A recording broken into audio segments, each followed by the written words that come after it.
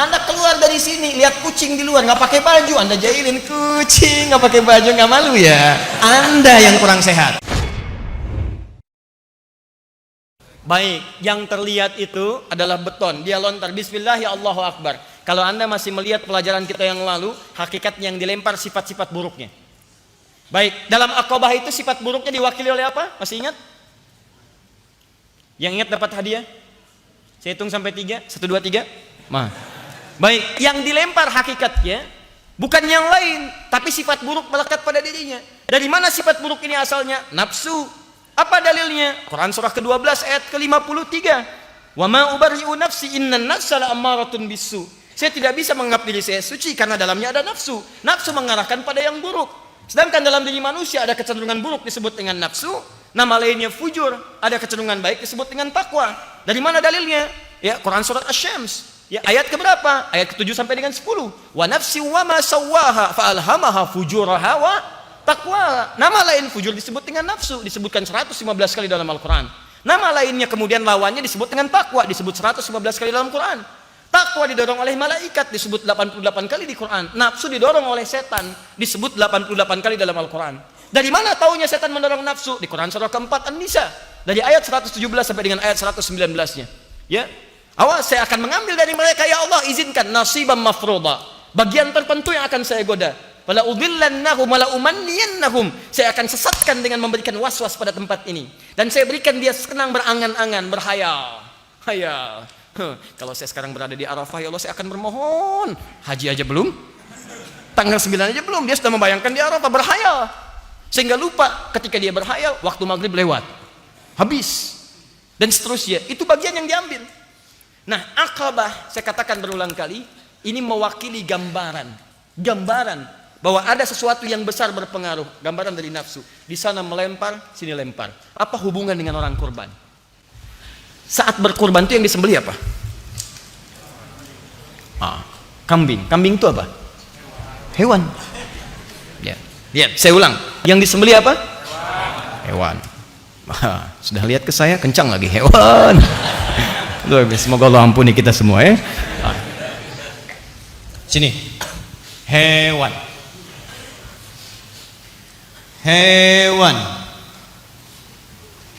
Hewan itu diciptakan oleh Allah dengan satu kecenderungan saja, punya satu sifat, bahannya cuma satu. Apa bahannya? Nafsu. Lawannya apa? Takwa. Ada satu makhluk yang dicipta oleh Allah dengan sifat takwa saja, tak punya nafsu. Siapa dia? Malaikat. Apa dalilnya? Quran surah ke-66 ayat yang ke-6 paling kiri sebelah atas. Ya, la ya'sunallaha ma amarahum wa yaf'aluna ma yu'marun. Malaikat tidak mungkin bermaksiat kepada Allah dan mengerjakan tugas sesuai tupoksinya. Enggak akan pernah pindah-pindah tugas. Malakul maut hanya nyabut nyawa saja.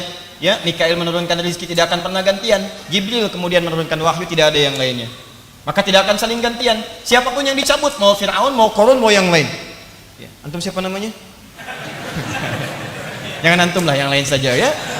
Misal, ini Ustadz Adi sedang ceramah, Ustadz terusin aja dulu, saya ambil kegigat dulu. Gak bisa.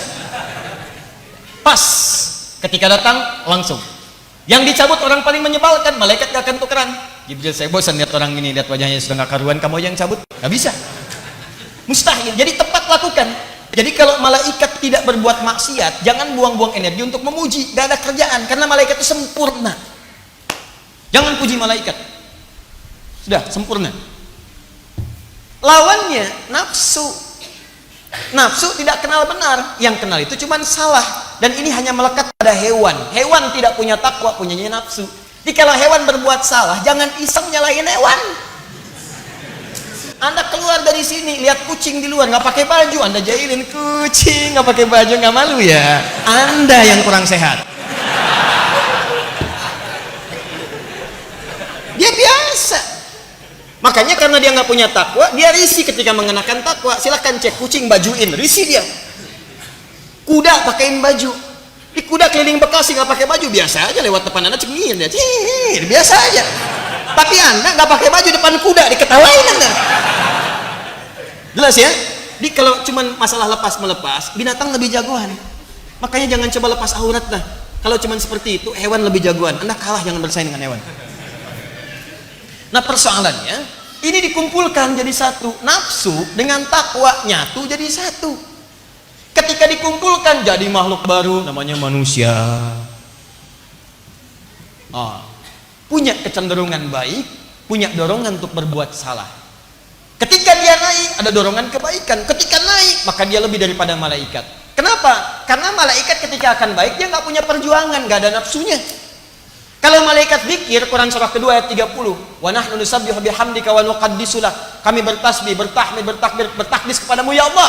Biasa, karena nggak ada nafsu. Ya kita mau takbir ada godaan. Allahu Akbar, pengen sholat, begitu berangkat lewat tek wah, Masya Allah. Nafsu. Ayo ke masjid, lewat tek, mau kemana Pak? Ke masjid, sholat nomor 2 Pak, nomor 1. Masuk. Mau tahajud malam, kalau malaikat sholat itu biasa. Anda malam-malam mau sholat, muncul bola, ya macam-macam lagi, yang lainnya lagi, dan seterusnya. Ini yang tidak mudah. Paham? Jadi begitu ini naik, dia lebih dari malaikat.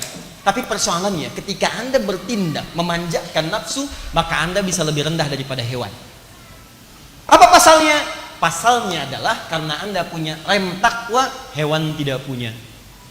Makanya diberikan oleh Allah kecenderungan berbuat baik dalam diri setiap manusia. Kalau nggak percaya silahkan ya, silahkan cek. Ketika Anda mengerjakan satu yang salah, perbuatan itu buruk, maka hati Anda otomatis akan mengingkarinya. Anda keluar dari sini, coba aja pakai sendal orang lain. Tapi tidak dibawa pulang, coba pakai dulu begini. Begitu Anda akan masukkan ke sendal orang lain, maka hati kecil Anda akan mengatakan itu bukan punya kamu. Lepaskan itu. Paham?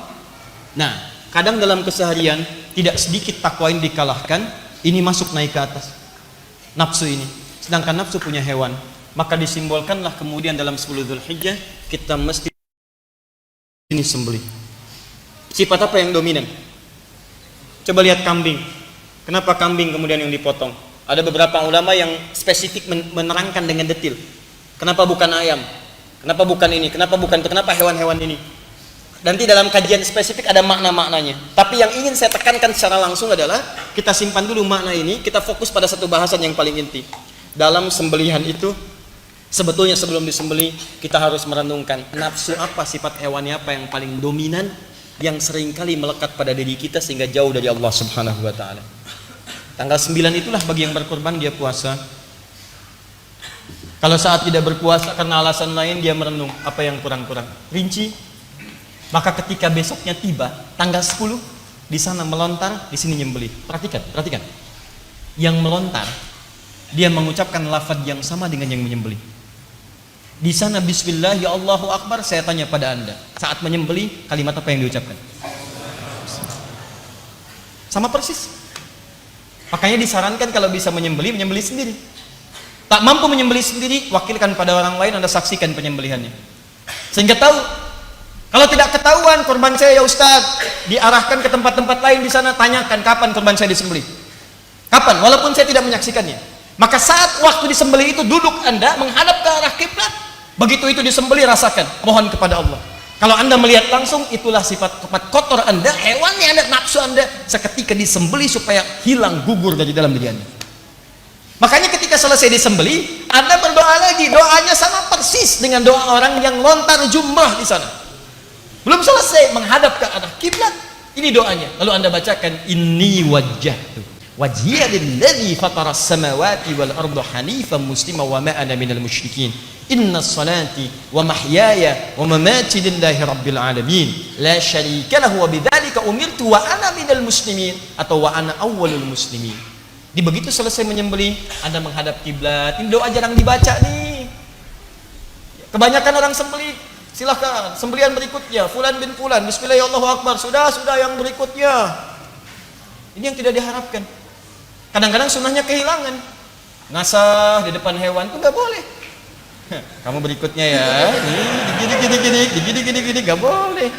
Begitu sudah selesai, kandidat selanjutnya, masya Allah masuk sembelih. Ini makanya orang-orang yang berkorbannya benar, begitu itu disembelih atau dia tidak melihat, dia merasakan, dia berdoa, dia berjanji, saya akan jadi muslim lebih baik ya Allah. Yang kurang-kurang baik sudah disembelih hilang. Ketika ini kemudian dicoret, ditekan, maka ini yang muncul. Kalau takwanya sudah naik, maka ini yang mendekatkan diri seseorang dengan Allah Subhanahu wa taala.